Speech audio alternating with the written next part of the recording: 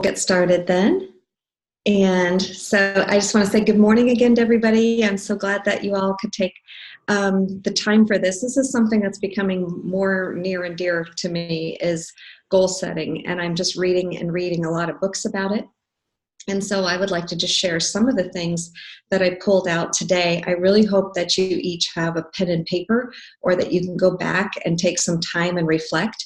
The 30 minutes that we're going to have today, this will really not be your goal setting session. You're not going to get anywhere in life if you only spend, 30 minutes doing that. So I just want to be honest with you up front.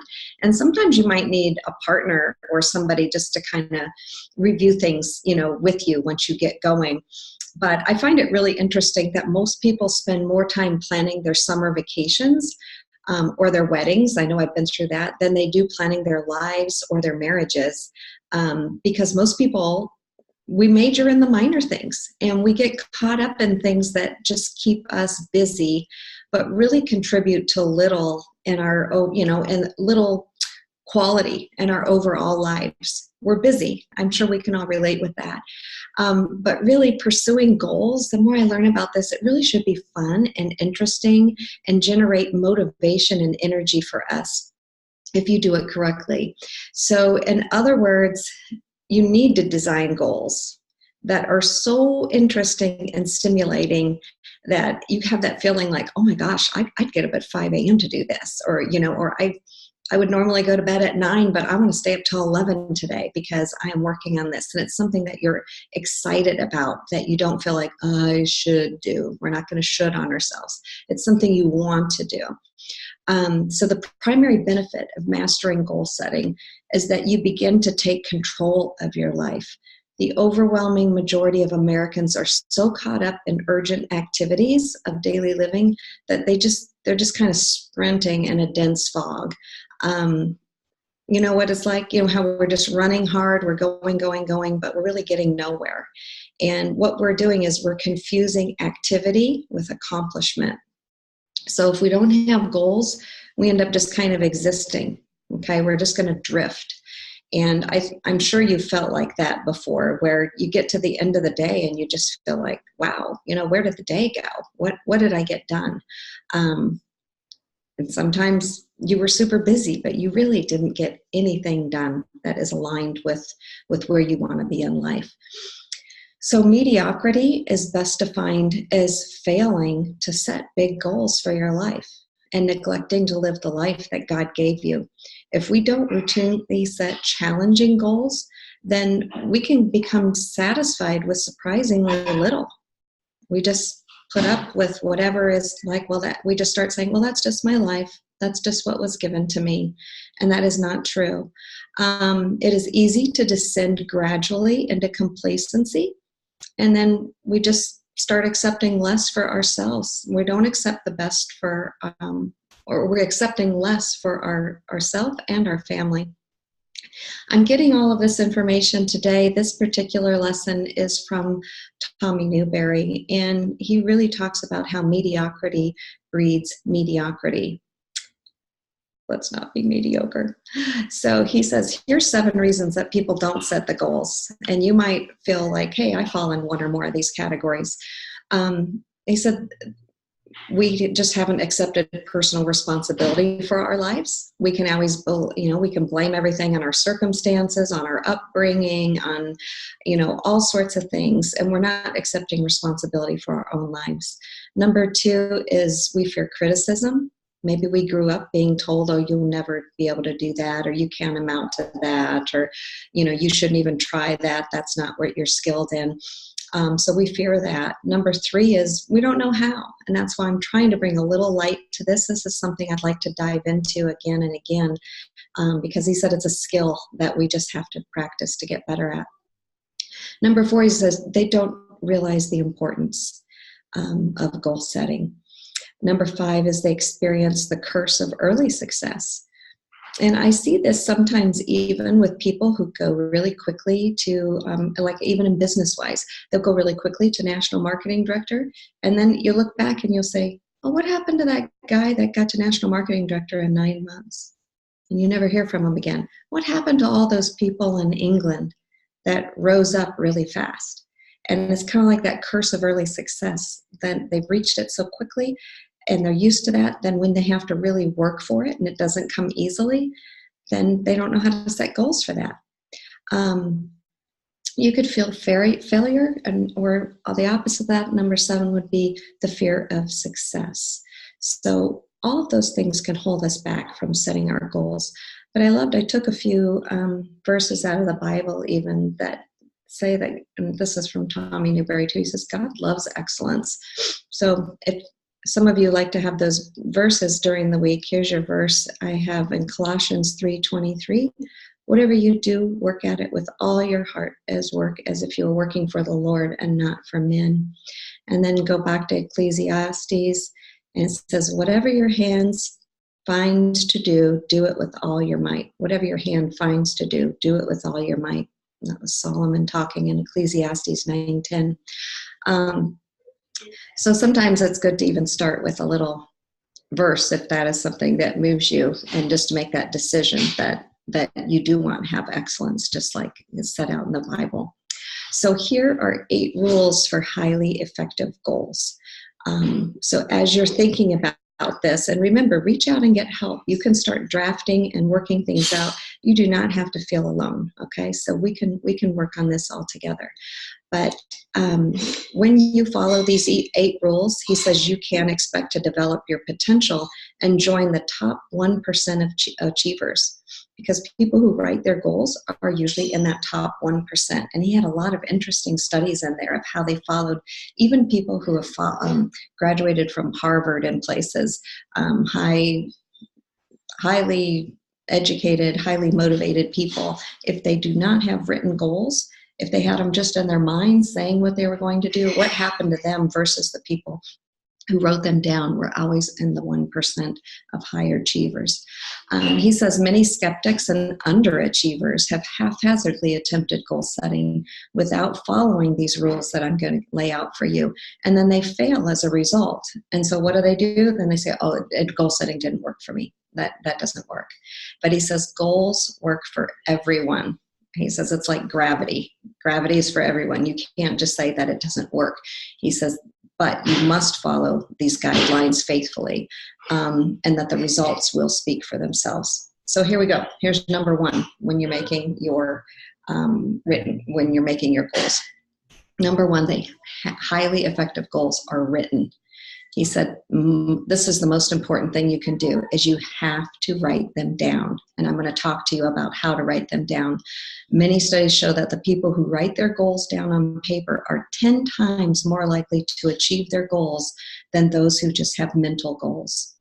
Writing down your goals helps you to crystallize your thinking and gives you a physical device for focusing your attention. When you have these written goals, they help you evaluate, learn from, and measure your success. And I thought this was interesting. He said when you have written goals, and he talks about what it does mentally in your brain with your conscious and subconscious mind, that written goals will actually increase your confidence. And written goals are like an accountability contract with yourself. And think about it. When you go to buy a house, they don't take an oral agreement, right? They want a written agreement. For almost everything you do that is a big milestone in your life or something that you're really serious about, it comes with a written agreement, not an oral agreement. So you need this written agreement with yourself. Number 2, highly effective goals are stated in present tense. Okay, so state your goals as if they've already happened. So if you say, I earn whatever you want to earn, I earn $10,000 a month. People have weight loss goals. I am 102 pounds. No, that's a little too small for me. We write them down. He says, when writing goals like this, it helps you recruit your mind to help you reach the goal. If you use I will as your goal, he says that will automatically create procrastination. So if you say, I will earn $500, I will lose 5 pounds, he says, no, that immediately sets your mind up for procrastination. You must just say it in the positive present tense of what it is. If you don't have specific goals for your life, he says, you are mentally malnourished. Your mind, your brain was designed to be fed with goals, just as your body was designed to be fed with food. So I thought that was interesting. I've never thought of feeding my mind with goals, but it makes sense. Number 3, he says you need to, that highly effective goals are stated positively. So, okay, we started the Shred 10 today. We don't want to say, I no longer eat junk food. You want to put it in the positive. What do you do? I eat healthy food, okay? Work related. We could say, I happily connect with 8 people daily. It's stating it in the positive of what are you actually doing. He says, remember, you will always act consistently with the dominant pictures you allow to occupy your mind. So whatever you're aware of is what you're going to experience. I think this is so interesting. He said, even, I was just with a family member. I swear she can find the negative in everything. And I think it's so interesting. We could go into the same situation and I could like the restaurant. I could like the people. I could, I could see all of that, but she will come back and say the traffic was horrible. The service was horrible. The food wasn't right. That, she's not looking for it. So again, when you positively set in your mind what you hope and expect, you're going to start seeing those things. And that's with your goals too. He says, if you have those positive goals, then you're going to start looking for that. I think it's very interesting that he also brought up, if you want to be aware of serving others, you have to have those as goals. And this really came with the Team Z program for me, because I think I was too driven on, I got to share Juice Plus, I got to share Juice Plus. And when I woke up with the Team Z mentality of whose day can I make today?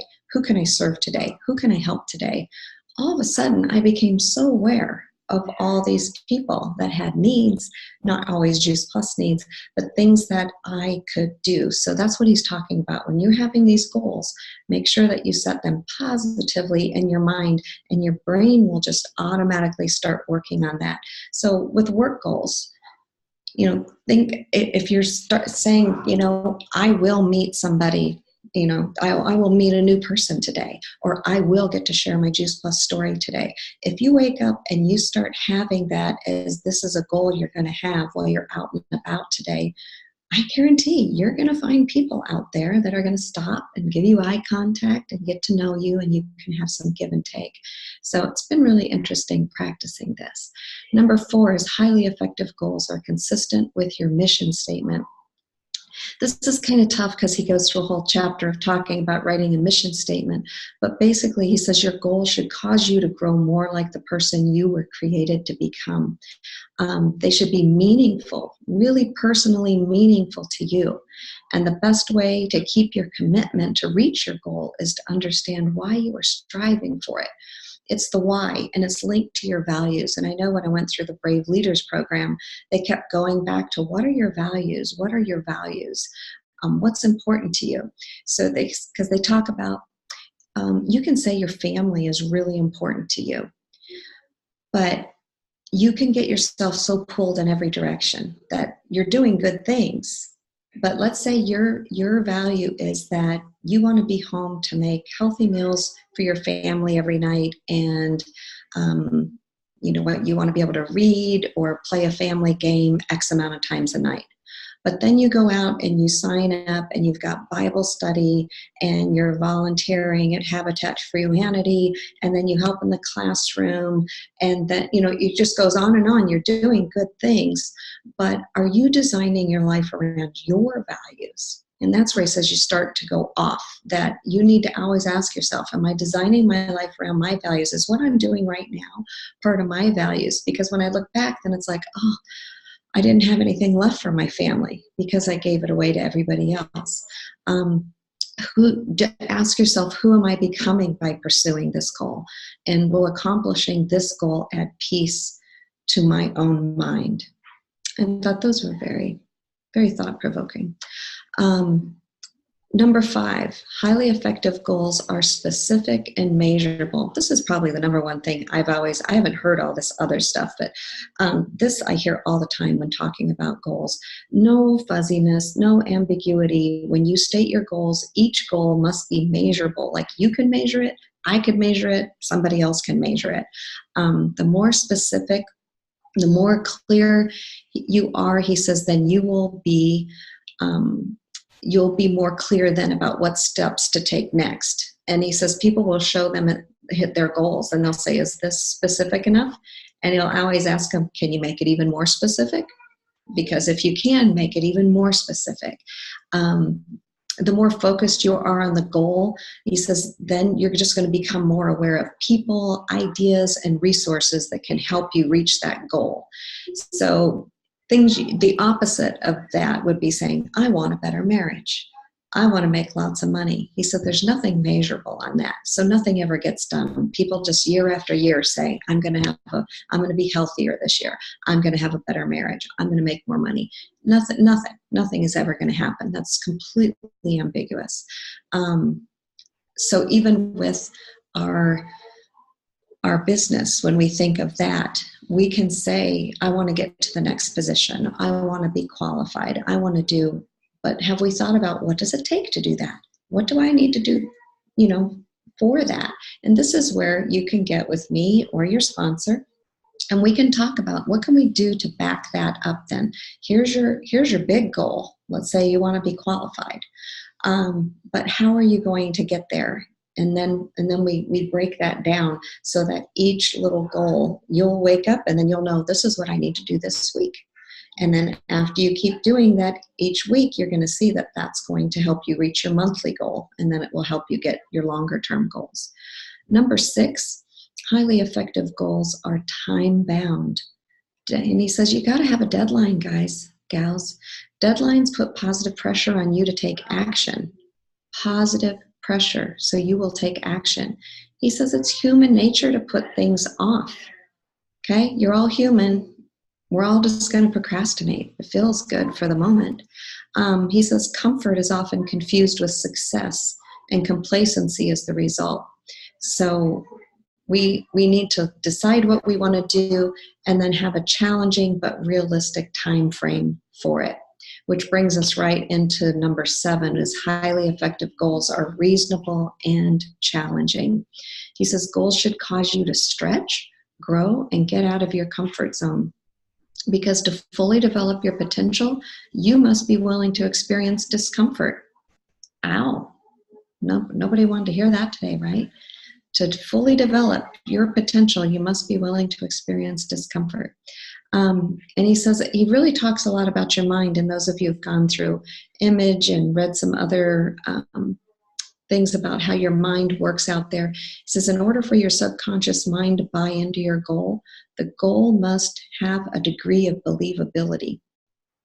So think about that. If you say, I'm going to lose 50 pounds, your mind is just really not ready for that. That could be the big goal, but you have to break it down and have more reasonable and challenging goals.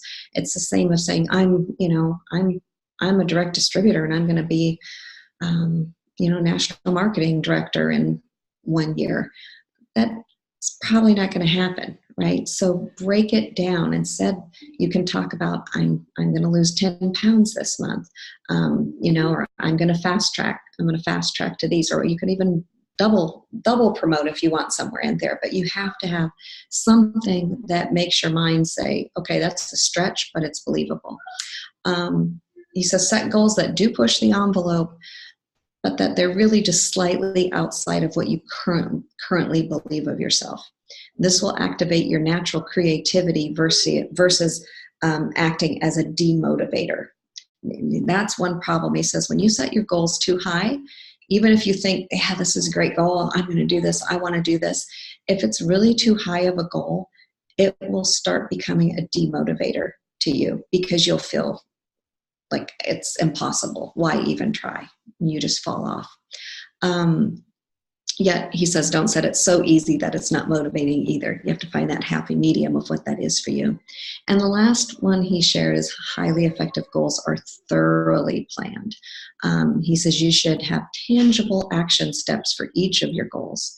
And then you need to compile the details, make a plan, write out all the activities, you prioritize them, you organize them, and you rewrite them as often as needed until you come up with a really good plan. He says you will keep revising it, improving it, and planning it.